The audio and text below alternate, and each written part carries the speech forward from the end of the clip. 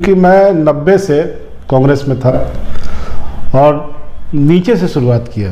बार आपका किसी पूरे खानदान में कोई राजनीतिक पृष्ठभूमि नहीं रही है किसी की, फिर आसिफ अली को ऐसा क्या ख्याल आया कि राजनीति में जाना चाहिए? बिल्कुल 33 साल आपने दिया मेहनताना के तौर पर, आपको क्या आपको दूसरी पार्टी ज्वाइन करनी पड़ी? क्या देखिए, तकलीफ होता है इस बात का? कौम के साथ गलत हो रहा है। हम आपके साथ दिल से हैं, हम आपको वोट दे, हम आपके साथ हर तरह, तो हम दड़ी बिछाने के लिए और माइक ठीक करने के लिए और जिंदाबाद करने के लिए नहीं बैठे हैं। आप नहीं पहुंच पाते हैं, यानी राहुल गांधी जो अब तक करते हैं क्या एक दिखावा है क्या हो? आपने राजद का साथ क्यों नहीं था?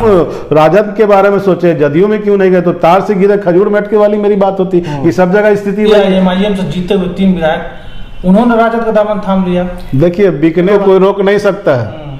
अगर कोई आता है अपने स्वार्थ के लिए, मैं यहाँ स्वार्थ के लिए नहीं आया। एनडीए एक तरफ इंडिया, बिल्कुल, लेकिन आपकी पार्टियां आखिर ऐसा क्या है आपकी पार्टी में कि कहीं भी फिट नहीं बैठती? इंडिया में फिट नहीं बैठती है और इंडिया में फिट नहीं। मेरी ही पार्टी के साथ ही मामला नहीं है। आप 15 मिनट वाला बयान भी नहीं, 15 मिनट, देखिए 15 मिनट का बयान है कि अगर आप हमें जिस भाषा में जवाब दीजिए बोलिएगा तो उसी भाषा में जवाब भी सुनिएगा। अगर आप हमसे शिष्टाचार वाली भाषा, सभ्य भाषा में बात कीजिएगा, जाहिर सी बात है कि हम भी आपसे सभ्य भाषा। मुस्लिम इस शब्द का इस्तेमाल क्यों किया? मजलिस इत्तेहादुल मुस्लिमीन, यानी मुसलमान। देखिए, आप उस पे आप मत जाइए।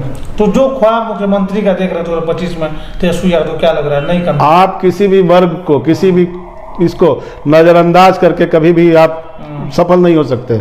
BA, BCom, BSc, MA, MCom करें विश्व की सबसे बड़ी यूनिवर्सिटी इग्नू से। सॉल्व असाइनमेंट्स और गाइड बुक्स प्राप्त करें। संपर्क करें Mahakal computers, DAV PG college के पास, पंच मंदिरा मोड़ से दाहिने, सिवान। नमस्कार, स्वागत आप सभी का न्यूज इंडिया तक पे। और इस समय हमारे साथ खास चर्चा करने के लिए आसिफ अली जी मौजूद हैं, जो कि कांग्रेस में करीब 30 सालों तक अपना योगदान देने के बाद इन्होंने AIM का दामन थाम लिया है। ऑल इंडिया मजलिस इत्तेहादुल मुस्लिमीन का दामन इन्होंने थाम लिया है और वैसी भी पार्टी से ये महाराजगंज लोकसभा से चुनाव भी लड़ेंगे, जिसको लेकर कल इन्होंने प्रेस वार्ता भी किया है। इनसे कई सारे सवाल होंगे। हमारे साथ मोहम्मद वसीम भी हैं और ये भी लगातार इनसे सवाल करेंगे और जानने का प्रयास करेंगे कि आखिर 30 सालों से कांग्रेस में अपना योगदान देने के बाद ऐसा क्या हालात बना कि इनको AIM का दामन थामना पड़ा। बहुत बहुत स्वागत है आसिफ अली जी आपका। शुक्रिया। सबसे पहले तो आपने हमें अपने स्टूडियो में बुलाया, उसके लिए धन्यवाद। साथ साथ शुभकामनाएं आपकी पूरी न्यूज़ इंडिया टीम को कि आपका भविष्य उज्जवल रहे और दिन दूनी रात चौगुनी आप तरक्की करें।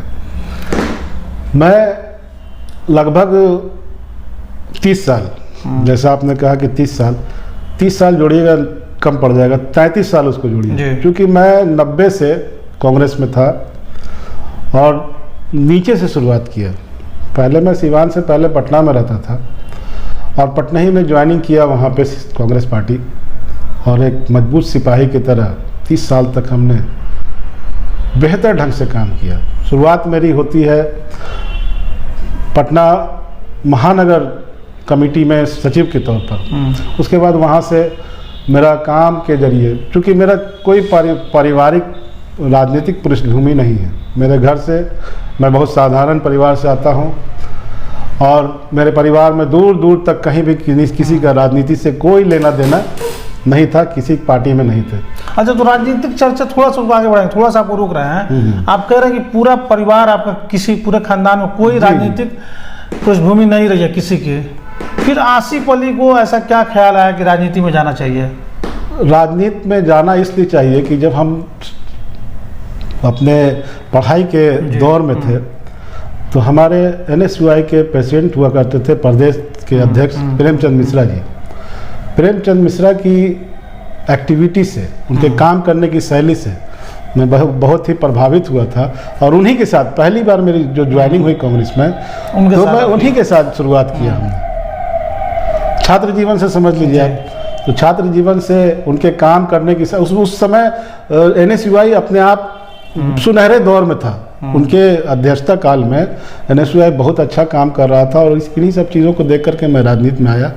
और दूसरी पार्टी में चूँकि कांग्रेस का उस वक्त सब कुछ बेहतर था और कांग्रेस ही थी पूरे हिंदुस्तान में, तो जाहिर सी बात है मैं उसी पार्टी में शामिल हुआ। और उस दिन से लेकर के मतलब इधर पिछले 8 तारीख तक 8 नवंबर मैं एक मजबूत सिपाही की तरह जो जिम्मेवारी हमको दी गई मैंने उसका पूरे दिल से उसका पालन करते हुए काम किया। स्टार्टिंग मेरी पटना से हुई जैसा मैंने आपको बताया। उसके बाद मिन्नत रहमानी जी के अध्यक्षता में मैंने माइनॉरिटी डिपार्टमेंट में काम करना शुरू किया। पहले सबसे पहले हमको कोऑर्डिनेटर स्टेट कोऑर्डिनेटर बनाया गया। उसके बाद लास्ट तक मैं लगभग 8-9 साल तक प्रदेश उपाध्यक्ष के तौर पे माइनॉरिटी डिपार्टमेंट में काम किया। काम का ही ये उसको ये कहिए कि आप ये काम का ही असर है मेरा किए हुआ काम का कि आज लगभग बिहार के 38 जिला में जो कमेटी थी हमारी, जो हमारे साथ लोग जुड़े हुए थे, आज भी सबको ही जानता है कि माइनॉरिटी डिपार्टमेंट और मोहम्मद आसिफ अली एक दूसरे के पूरक। कोई भी ऐसा जगह नहीं है जो हमको दिया गया पूरे बिहार में, कोई भी ऐसा जिला नहीं जो जिम्मेवारी हमको दी गई मैंने उसको पूरे दिल से निभाने का काम किया और काम के आधार पे ही मैं अपनी पहचान बनाई। जैसा हम आपको बताया कोई पारिवारिक पृष्ठभूमि मेरा नहीं था। अच्छा, एक लड़का जिसकी कोई पारिवारिक पृष्ठभूमि राजनीति की नहीं रही है, पढ़ाई जीवन से ही वो कांग्रेस को देखता है, कांग्रेस अच्छा लगता है, कांग्रेस को ज्वाइन करता है और पूरा अपना जो पूरा कैरियर कह ले, क्योंकि जिस तरह से आप बता रहे 33 साल एक बहुत लंबा 33 साल लोग एक सरकारी जॉब कर रहे हैं उसमें लगाते हैं तो बहुत उम्मीदें रहती है उनको कि उनको कुछ वहाँ से मिलेगा। बिल्कुल 33 साल आपने दिया, मेहनताना के तौर पर क्या मिला आपको कि आज आपको दूसरी पार्टी ज्वाइन करनी पड़ी? क्या देखिए तकलीफ होता है इस बात का? तकलीफ तो है जी, लेकिन 33 साल आप कह रहे हैं, हम सिवान में बैठे हैं। अब सिवान में ही आप कांग्रेस की स्थिति को देखिएगा। अभी हमारे एक बहुत ही वरिष्ठ नेता देहांत किए हैं। मतलब हमको लगता है कि उनकी उम्र 85-90 के आसपास थी। पूरा जीवन उन्होंने कांग्रेस में खपा दिया जी। और सिवान जिला से उठ के ऊपर नहीं गया जा सके।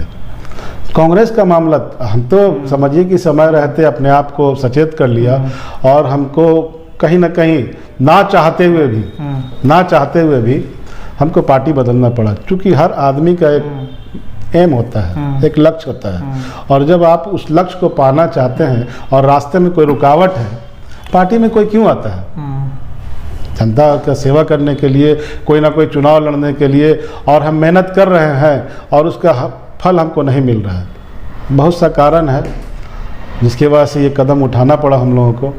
मेरा किया हुआ भी आज भी आप कांग्रेस में मेरे अच्छे मित्र हैं। आज भी हम ज्वाइन करने के बाद भी हम मेरी साथ उनकी शुभकामनाएं हैं। मेरी तरफ से बधाई भी हमको बधाई भी मिला हमारे उन साथियों को जिनको मैं छोड़ के आया हूँ। उन्होंने हमें बधाई दी है कि आसिफ भाई बहुत अच्छा आपने कदम उठाया। चलिए, हर आदमी अपने बारे में सोचता है और कैसे कोई ना सोचे। हम अगर फसल लगा रहे हैं, खेत हम जोत रहे हैं, अगर हमको वहाँ फसल नहीं मिले तो आप समझ सकते हैं। मेहनत कर तो मेहनताना तो चाहिए, बिल्कुल चाहिए। इसके लिए शीर्ष के नेताओं मेहनताना के साथ साथ एक चीज़ और है। हम लोग जो बात तो लोग करते हैं कि जिसकी जितनी हिस्से दी, जितनी जिसकी संख्या भारी उतनी उसकी हिस्सेदारी। आप कहाँ दे रहे हैं?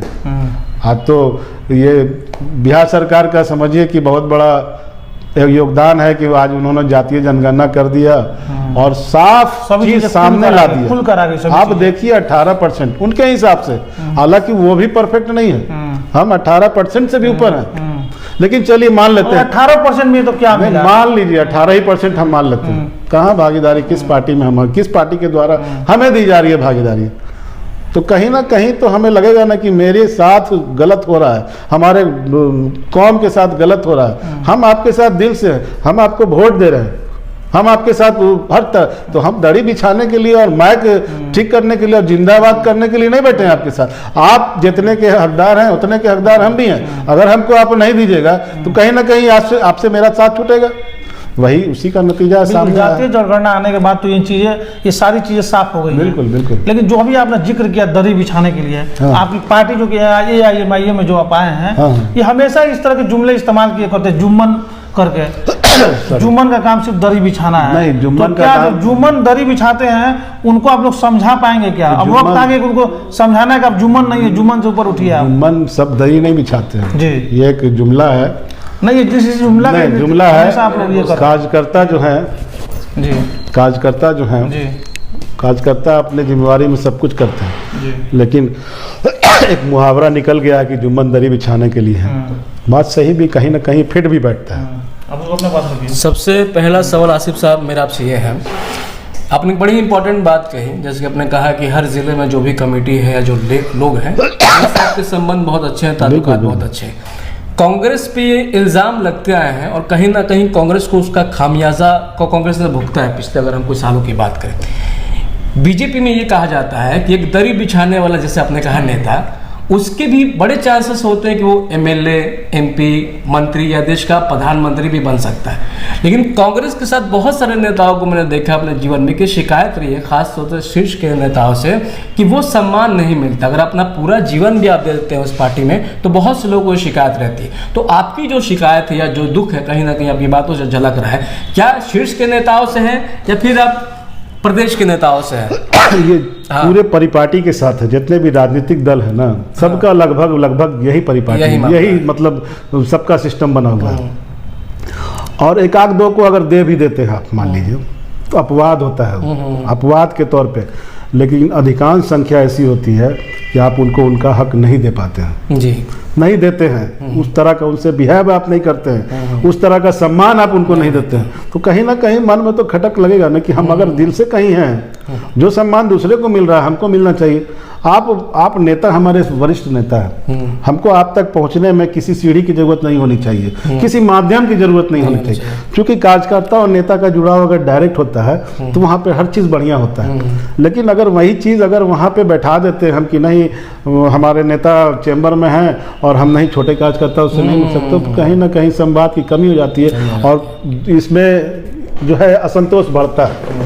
यही मामला है। लेकिन जिस तरह की बातें आप कर रहे हैं, राहुल गांधी ने कहा कि मोहब्बत की दुकान खोले हैं, लोगों के बीच जा रहे थे, भारत जोड़ो यात्रा, आम लोगों से भी राहुल गांधी मिल रहे थे, तो फिर ये आप क्यों कह रहे हैं कि एक बहुत बड़ा मतलब एक सीढ़ी लगा हुआ है जिससे कार्यकर्ता नेता तक नहीं पहुंच पाते हैं? यानी राहुल गांधी जो अब तक करते हैं क्या एक दिखावा है क्या? वो नहीं, दिखावा नहीं है। देखिए, वो पद यात्रा का मामला है। जब कोई बड़ा नेता पद यात्रा में निकलेगा, रोड पे निकलेगा, और तो जाहिर सी बात है कि पब्लिक आएगी ही, पब्लिक तो आएगी ही। पब्लिक स्पेशली मतलब वहाँ तो आप रोड शो कर रहे हैं, ऐसे भी आप देखेंगे जनरल कि कोई बड़ा नेता आ जाता है रोड पे तो पब्लिक चली आती है। और राहुल गांधी क्या कि आम जनता से मिल रहा है वो नेता, उसको आम तौर पे मिलना नहीं कहा जाएगा। भारत जोड़ो यात्रा की जो आप बात कर रहे हैं, वो एक यात्रा चल रही है और राष्ट्रीय लेवल का नेता है वो, और मिल रहे हैं उसमें, तो पब्लिक चाहती है, हम देखना चाहते हैं। मुझे ऐसा लगता है सरफराज साहब, कांग्रेस को, क्योंकि हम भी अपनी राय रख सकते हैं क्योंकि पत्रकार है, मुझे ऐसा लगता है कि कांग्रेस को भारत जोड़ो में पब्लिक को जोड़ने से पहले जो सबसे जरूरी चीज है, पहले अपने कार्यकर्ताओं को जोड़ना चाहिए। पहले अपने कार्यकर्ताओं को जोड़ें। पार्टी तो कार्यकर्ताओं से नहीं चलती है। कार्यकर्ता आपका साथ रहेगा, आपका मजबूत रहेगा, आप उससे मिलते जुलते रहिएगा, आप उसको सम्मान दीजिएगा, तो पार्टी में कहाँ कुछ फूट की बात होगी, कहाँ कमजोरी की बात होगी, कुछ नहीं होगी। मेरा एक और बड़ा जरूरी सवाल है, क्योंकि आपने कहा कि आपका जो राजनीतिक सफर है तकरीबन 33 साल या उससे ऊपर का है। 33 साल। लेकिन इतने साल आप कांग्रेस में रहे, आपने बताया भी जो आपका दुख है कांग्रेस को लेके, जो भी समस्या है, आपने राजद का साथ क्यों नहीं थामा? क्योंकि उसको कहा जाता है कि वो एम-वाई समीकरण वाली पार्टी है, मुस्लिम और यादव वाली, तो आपने राजद की तरफ अपना रुख क्यों नहीं मोड़ा, AIM की तरफ? बिल्कुल, बहुत अच्छा सवाल है आपका और बहुत स्पष्ट इसका उत्तर मैं देने वाला हूँ। कांग्रेस में हम थे और जब निकलने की बात हुई तो जाहिर सी बात है कि जब हम कहीं जाएंगे तो सोचें कि भाई जाएं तो जहाँ है कहाँ, तो ये भी जहन में आया था। लेकिन मैंने अपनी पहली अभी बयान में कह चुका हूँ कि कोई पार्टी इस सोच से आगे नहीं है, हर जगह का वही मामला है। अब कांग्रेस जैसी राष्ट्रीय पार्टी में ये मामला है तो ये राज्य स्तरीय पार्टी जो है तो वहाँ किसी से कुछ छुपा हुआ थोड़े है। आप देख सकते हैं, एक आध दो अपवाद को छोड़ लीजिए, बाकी कहाँ सम्मान मिलता है। और नेता बैठा रहे और बड़े, मेरे पास तो है उसका प्रूफ है, बहुत बड़े घराने के विधायक हैं और वो बेचारा खड़ा होकर फोटो, आपका शिष्टाचार कहाँ गया? आपके पार्टी का विधायक अगर खड़ा रहे तो आपको भी जाहिर सी बात है कि अगर फोटो ले रहे तो हम भी खड़ा हो जाए, तो सम्मान कहीं नहीं मिलता है, सबका वही हाल है। तो अगर हम राजद के बारे में सोचे, जदयू में क्यों नहीं गए, तो तार से गिरे खजूर मेटके वाली मेरी बात होती। ये सब जगह स्थिति वही है। कहीं आप 17% 18% वोट पाने के लिए सब जुगत लगा लीजिए, लेकिन उनको सम्मान नहीं दीजिए। तो हमको लगा कि नहीं, अगर हमको सम्मान के लिए यहाँ छोड़ रहे हैं, पार्टी में वहाँ कोई विचारधारा में कमी तो था नहीं, सब कुछ ठीक ठाक है। लेकिन जो आप जिस कौम के सरबराह बनना चाहते हैं कि हाँ मुसलमान मेरे साथ है, और मुसलमान को उसका हक नहीं दे रहे हैं, सम्मान नहीं दे रहे हैं, तो मुसलमान आपको सिर्फ वोट देने के लिए रहेगा।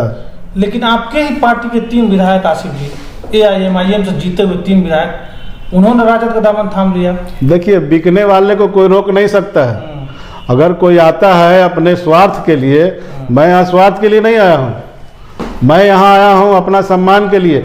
अब अगर उनके जहन में जरा भी रहता, अकल रहती उनके पास और ज़मीर रहता, तो सोचते कि जिस पार्टी के बदौलत हमको ये सम्मान मिला है, वहाँ की जनता ने हमको जीत कर आगे भेजाया, कभी गद्दारी नहीं करते। वो गद्दार हैं, और आने वाले जो 2025 में कहीं नामो निशान उनका नहीं रहेगा। वहाँ मैं खुद गया हूँ, कटिहार, किशनगंज और पूर्णिया, चूंकि मेरा कार्य क्षेत्र रहा है वहाँ पे। कार्य क्षेत्र रहा है। आम लोग क्या बोल रहे हैं अभी? जो मैं आम लोगों की बात बता रहा हूँ कि मैंने जो बात किया ना, तो सारे लोगों का ये विचार है कि इस बार तो उनके करने का सबक सिखाया जाएगा। तो गद्दार बोलते हैं वहाँ की पब्लिक। आरजेडी से टिकट लेके आते हैं तो भी, अरे किसी पार्टी से आएगा वो। MIM के साथ उन्होंने गद्दारी किया है। आप MIM के पर्चे बैनर तले आपने जीत हासिल किया, उसके एजेंडे के इस पे आपने जीत हासिल किया, तो आपको मरते दम तक उसमें रहना चाहिए। क्या कमी थी? आदमी सबसे पहले सबसे ज़रूरी चीज़ होता है मान सम्मान।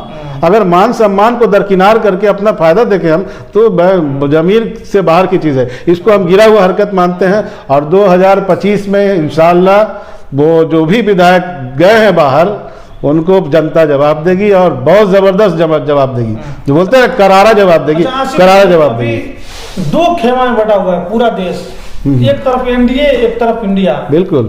लेकिन आपकी पार्टी, आखिर ऐसा क्या है आपकी पार्टी में कि कहीं भी फिट नहीं बैठती? नहीं, मेरी इंडिया में फिट नहीं बैठती है और इंडिया में फिट नहीं। मेरी ही पार्टी के साथ ही मामला नहीं है जी। मायावती जी के साथ क्या मामला बताएंगे हमको? क्यों अछूत समझा जाता है? हमें क्यों, MIM को क्यों अछूत समझा जाता है? इसलिए समझा जाता है नहीं, क्योंकि आप लोग 15 मिनट वाला बयान भी देते हैं। नहीं, 15 मिनट, देखिए 15 मिनट का बयान है कि अगर आप हमें जिस भाषा में जवाब दीजिए बोलिएगा, तो उसी भाषा में जवाब भी सुनिएगा। अगर आप हमसे शिष्टाचार वाली भाषा, सभ्य भाषा में बात कीजिएगा, तो जाहिर सी बात है कि हम भी आपसे सभ्य भाषा। जो उन्होंने शब्द कहे तो उसको वकालत आप कर रहे हैं? नहीं, वकालत की बात, पुलिस हटा दीजिए। नहीं, ऐसी बात नहीं है। वकालत के अब किस आधार पे वो कहें, उस स्पीच को तो मैंने नहीं सुना है। लेकिन अभी आप इस चीज को उठा लेते हैं, और भाजपा वाले लोग किस तरह का बयान देते हैं उस पर चर्चा क्यों नहीं करते हैं? मुसलमानों पाकिस्तान जाओ, अभी छोड़ी सारी बात को, मेरी बात पहले इसको पूरे, हमको इस बात को पूरा करने दीजिए। हम आपसे क्षमा चाहते हैं। सब जगह के मार्केट का बात छोड़ दीजिए, सभा की बात छोड़ दीजिए। आप संसद भवन में एक मुस्लिम MLA को इस भाषा का इस्तेमाल करके उसको बोलते हैं कटुआ, और ये संवैधानिक भाषा है। और हम बोल दिया 15 मिनट में हटा दीजिए पुलिस, तो इसको आप लोग कैच कर लेते हैं और इस पे चर्चा शुरू कर देते हैं। वो क्या किया था? विधुरी ने क्या किया था? क्या कार्रवाई हुई? आप मामूली सी बात पे राहुल जी का सदस्यता खत्म कर दिए थे। भाषा उनका भी किसी भी तरीके का उसका विरोध होना चाहिए। बिल्कुल। आप ठाकुर ही हो, कोई भी आप देख लीजिए, उठा आप नहीं होना चाहिए। हमारे अभी लेकिन हमारी पार्टी का जो जिक्र कर रहे हैं आसिफ जी आपसे, उससे तो सीधा फायदा बीजेपी को हो जाता है ना। नहीं, बीजेपी को आप जब अपने एकजुटता की बात करेंगे, हम मुसलमानों को एकजुट कर लेंगे, तो उससे तो सीधा हम सिर्फ ये बात नहीं कर रहे हैं कि मुसलमानों को एकजुट कर लेंगे। ये मुसलमानों की पार्टी नहीं है, लेकिन ये मुसलमानों, एक चीज मैं इसको क्लियर करना चाहता हूँ आपके माध्यम से, कि आप जो बोल रहे हैं कि मुसलमानों को इत्तेहाद ही कर लेंगे, एक प्लेटफॉर्म पे ले आएंगे, ऐसा कोई मामला नहीं है। ये सिर्फ मुसलमानों की पार्टी नहीं। मैं अभी जब से ज्वाइन किया हूँ, मैं क्लियर कर रहा हूँ इस बात को, ये दलित, शोषित, वंचित, अल्पसंख्यक की पार्टी है। और सारे गरीब गुरबा, यहाँ तक गरीब ब्राह्मणों को भी आप देखिए, अभी इलेक्शन में स्टेटमेंट उठा के देख लीजिए आप, वहाँ के पब्लिक का, सारे पब्लिक दिल खोल के बोल रहे हैं कि मैं MIM के साथ हूँ। आप तो एक लेबल लगा दिया। ऐसा कहा जाता है अपने देश में कि जो दिखता है वो बिकता है। हाँ। जब ये सबकी पार्टी है तो एक जो मैं बिल्कुल लेमन वाला सवाल पूछ रहा हूँ जो हर एक आम इंसान के जहन में उठता है कि ये सबकी पार्टी है, सबको साथ लेके चलने की बात होती है, फिर भी आपके पार्टी में मुस्लिम इस शब्द का इस्तेमाल क्यों किया गया? मजलिस इत्तेहादुल मुस्लिमीन यानी देखिए आप उस पे आप मत जाइए, आप सच्चर कमेटी का रिपोर्ट देख लीजिए उठा करके। सच्चर कमेटी का रिपोर्ट कहता है कि हिंदुस्तान में अगर सबसे गया गुजरा कोई है तो मुसलमान है। तो जो सबसे गिरा हुआ है, दलित से भी गिरा हुआ बताया गया है, रिपोर्ट को आप पढ़िए, उसके बारे में पढ़े हमने। तो जो सब हम तो बताया कि शोषित वंचित सताए हुए अल्पसंख्यक दलित सबकी पार्टी है ये। और जो आप कह रहे हैं, नहीं तो वसीम जी ने वही पूछा, फिर ये सबकी पार्टी है तो इत्तेहादुल मुस्लिमीन क्यों है ये? इत्तेहादुल मुस्लिमीन है तो इत्तेहाद पहले शुरुआत जो सबसे गिरा रहता है उसी को उठाने की बात करते हैं। अच्छा ये बात है। चलिए सही बात। अच्छा, आप लोकसभा चुनाव लड़ने का ऐलान किया है, आपकी पार्टी आपको लोकसभा चुनाव लड़ा रही है। कांग्रेस में 33 साल तक रहे हैं आप, आपको कभी उसने टिकट नहीं दिया, ये उपलब्धि है। और यहाँ पर 8 दिन में आपको टिकट मिल जाता है, इसको कैसे देखते? ये उपलब्धि है, इन्होंने पहचाना जी। देखिए कदर जो जौहरी करता है। कांग्रेस की खामियों का तो जिक्र हो गया, आप ये बताएं कि AIMIM की खूबियां क्या है, आखिर इसी पार्टी के साथ आप क्यों गए? अभी तो ऐसा तो नहीं था कि तो शायद वो लोग आपको अपना उम्मीदवार बना रहे थे। एक सवाल आपका बीच में रह गया है, इंडिया और एनडीए, इसको पहले क्लियर कर दें हम कि इनको क्यों नहीं रखते हैं। तो हमने कहा कि उसमें सिर्फ हम ही को नहीं, आप बहन मायावती जी को देख लीजिए, उनको भी किनारे किया गया है। क्यों किनारा किया गया है? दलित मुसलमान, दलित और मुसलमान ये नहीं चाहते हैं कि मेरे अलावा दलित की कोई बात करे, मेरे अलावा कोई मुसलमान की बात करे, सिर्फ हम ही नहीं, सिर्फ लीडरशिप तो बोलने दीजिए। जब आपने हमको यहाँ बुलाया है तो इस मुद्दे पर हमको अपनी बात को रखने का पूरा हक है, अधिकार है। वो नहीं चाहते हैं कि दलितों का नेता कोई आगे आए, मुसलमानों का नेता आगे आए। आज आज़ादी को आज देख ली 47 के बाद से अभी तक किसी मुस्लिम लीडर को बढ़ने दिया इन लोगों ने। नाम को सारे पार्टी में है, फलाने खां, फलाने साहब, फलाने ये, लेकिन क्या उनकी ये है पकड़ है, पार्टी में अपनी बात तक सही से नहीं रख पाते।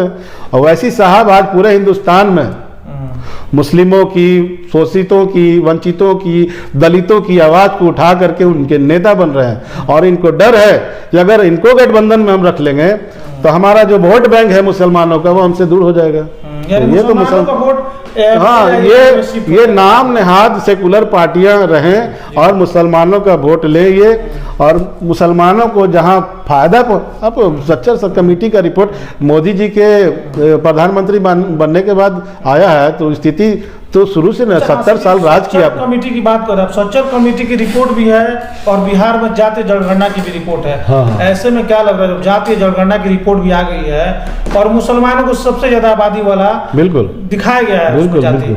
तो क्या लग रहा है अब जो मुसलमान हैं वो जागरूक होंगे, या फिर जो आप लोग कहते हैं कि जुम्मन में दर्दी बिछाते आए हैं, अभी भी अगर जागरूक नहीं होंगे तो अब तो अकल पे पर्दा पड़ना ही न कहा जाएगा, इसलिए कि सब कुछ साफ है। 17% वाले कहाँ हैं, अब 14% वाले कहाँ हैं, देख लीजिए।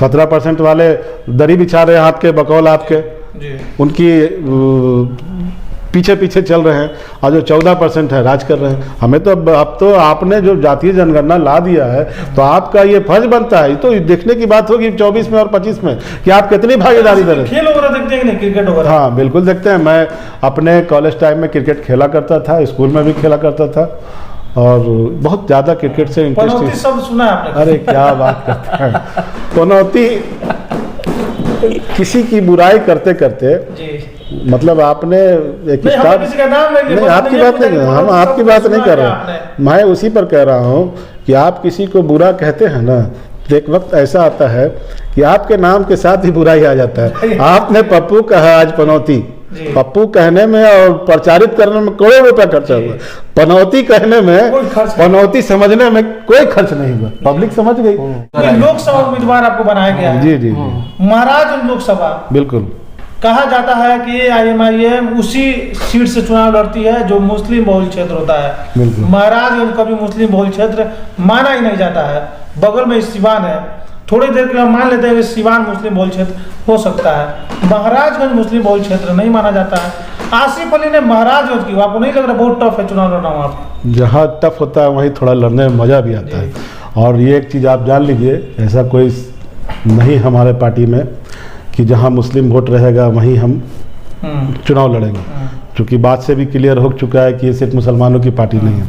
हमारे साथ दलित आ रहे हैं, हमारे साथ और भी लोग आ रहे हैं, अल्पसंख्यक के और भी जितने धर्म के लोग हैं वो भी आ रहे हैं, शोषित वंचित और जो गरीब हैं वो भी आएंगे। तो जहाँ तक लड़ने की बात है महाराजगंज से, ये तो समझिए कि बहुत ही क्या कहा जाएगा, इसको शब्द थोड़ा सा नहीं मिल पा रहा है। आपकी रिहाइश कहाँ है कैसे साहब, उसी इलाके के आसपास कहीं? देखिए, मेरा पैतृक निवास बनियापुर जी, हरपुर करा हुआ और मेरा ननिहाल बसतपुर सोधानी हुआ। तो पैतृक में ननिहाल भी और ददियाल भी दोनों उसी भी लोकसभा क्षेत्र में है। तो जाहिर सी बात है कि जहाँ के हम रहने वाले हैं उस इलाके में, उस इलाके की चीज़ों को समझ रहे हैं। लड़ने की बात जहाँ तक है तो ऐसा कोई मामला नहीं कि जहाँ मुसलमान रहेंगे वहीं।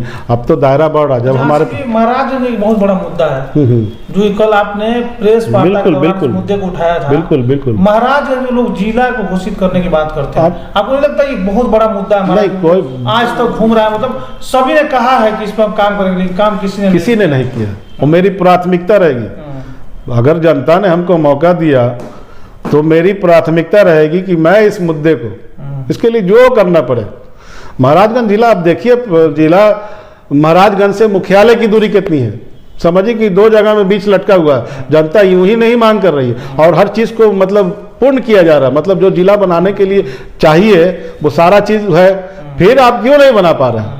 मेरी पहली प्राथमिकता रहेगी कि अगर जनता ने हमको मौका दिया और मुझे उस लायक बनाया तो मैं जिला बनाने की तरफ लिए मेरा पहला कोशिश रहेगा। अच्छा, चाहे जो भी करना पड़े। इससे आम लोगों को क्या फायदा होगा अगर ये 2 जिले? बहुत सारे मामले हैं उसमें, जिला बंटने से तो बहुत सारा फायदा है उससे।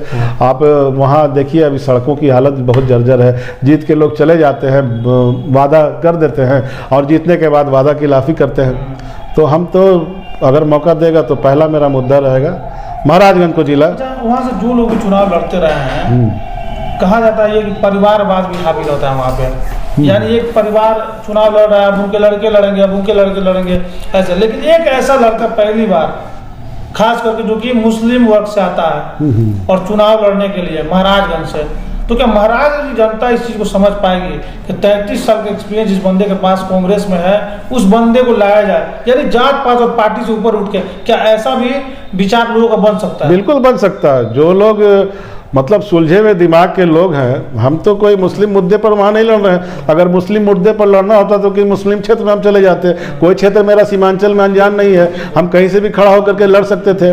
लेकिन हम उस जब सोच को लेकर नहीं जा रहे हैं तो जाहिर सी बात है कि जहाँ हम जा रहे हैं उनको भी उस हिसाब से सोचना पड़ेगा। यहाँ पे एक बहुत अच्छी बात आसिफ जी ने कहा है कि मुझे कन्फर्म चुनाव जीतना है। जैसे मोदी जी कन्फर्म चुनाव जीतना है तो बनारस चले जाएंगे और हर हर महादेव का नारा लगा के चुनाव जीत सकते हैं। राहुल गांधी जी अमेठी चले जाएंगे, हालांकि वो हार गए चुनाव, और चुनाव जीत जाएंगे क्योंकि कुछ तय नहीं रहा है। बिल्कुल बिल्कुल। या फिर कोई कटिहार और किशनगंज में जाके तस्लीमुद्दीन साहब आएंगे और चुनाव जीत जाएंगे। लेकिन महाराजगंज एक ऐसा लोकसभा क्षेत्र जिसको हमेशा ही कहा गया है कि यहाँ पे मुसलमानों की आबादी बिल्कुल कम हो, सिर्फ वोट देने के लिए बने हैं। अगर ऐसे जगह का चुनाव किए हैं तो कहीं ना कहीं ये एक बहुत ही अच्छी बात है। कहीं ना कहीं विकास को सोच के इनके मन में है कि कुछ अपने क्षेत्र के करना है, तो ये अच्छा सोच आपने लोगों को दिया। बिल्कुल, मैं उस क्षेत्र से आता हूँ, मैं उस क्षेत्र से आता हूँ, बचपन मेरा वहाँ बीता है और सब कुछ हुआ है और मैं इस चीज़ को बहुत नज़दीक से देख रहा हूँ।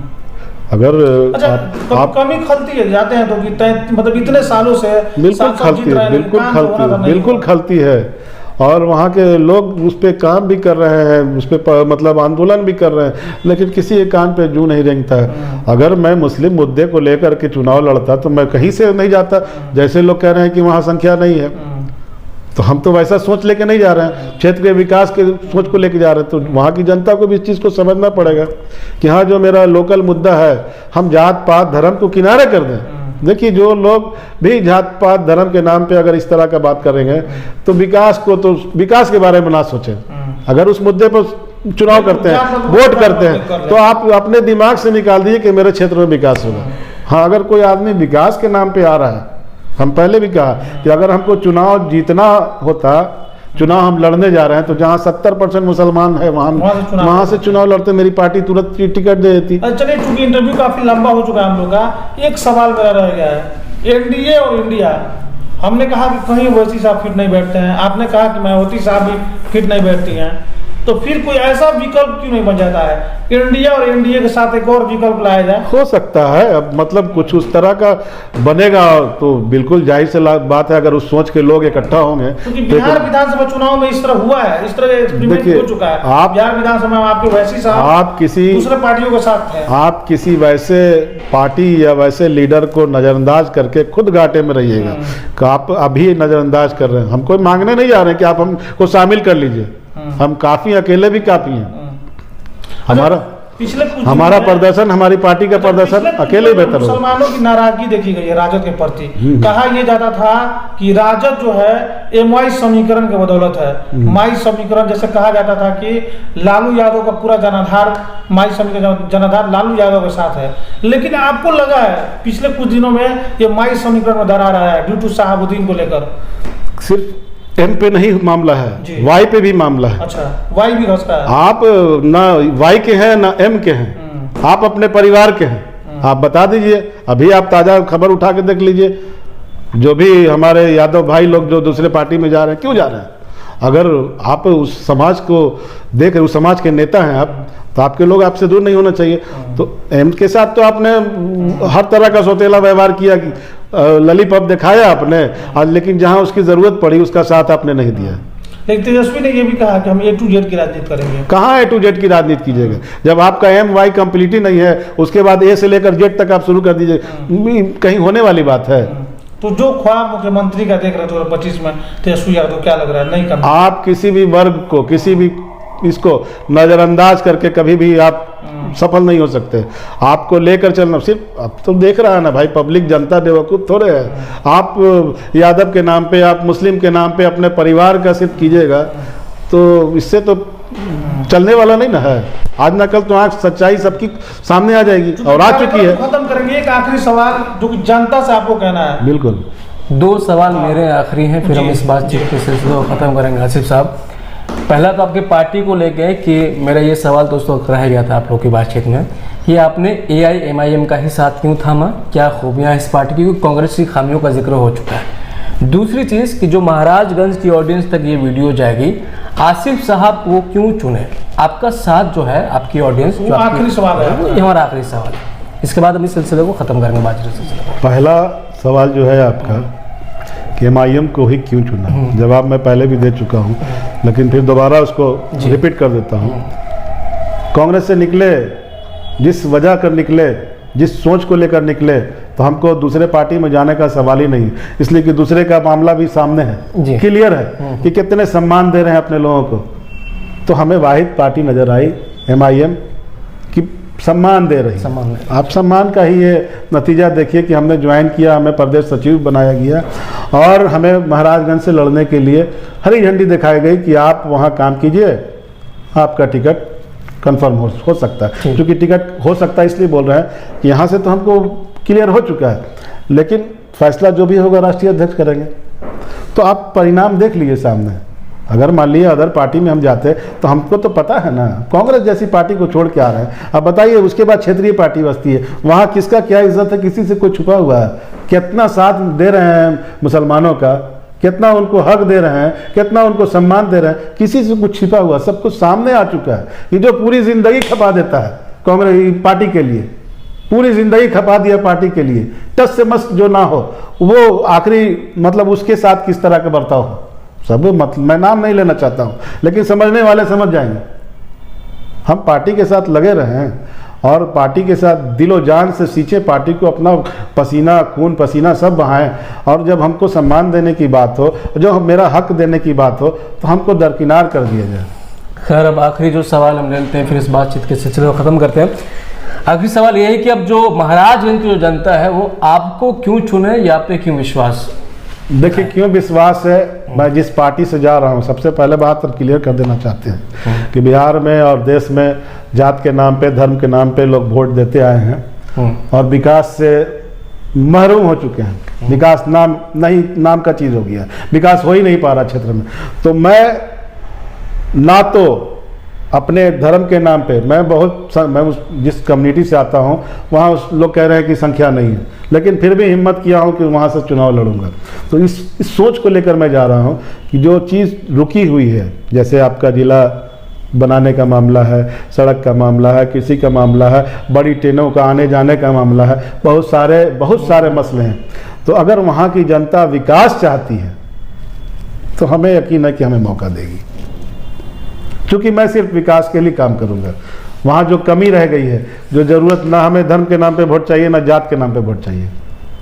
धर्म के नाम पे वोट मांगना होता तो हम किशनगंज चले जाते या फिर सीमांचल में कोई क्षेत्र पकड़ लेते। अच्छी पकड़ है मेरी पार्टी की वहाँ, लेकिन सब लोग यही बात बोल रहे हैं कि आप इस क्षेत्र को क्यों चुना। तो हम इस सोच को लेकर जा रहे हैं। कांग्रेस का दामन छोड़कर AIMIM के साथ आ चुके हैं और काफी लंबी बातचीत चली इन्होंने, हालांकि बड़ी विभागीय अपनी बात रखी है और आगे भी लगातार इस तरह के कई कार्यक्रम हम अपने चैनल के माध्यम से आपको दिखाते रहेंगे। बने रहिए लगातार हमारे साथ।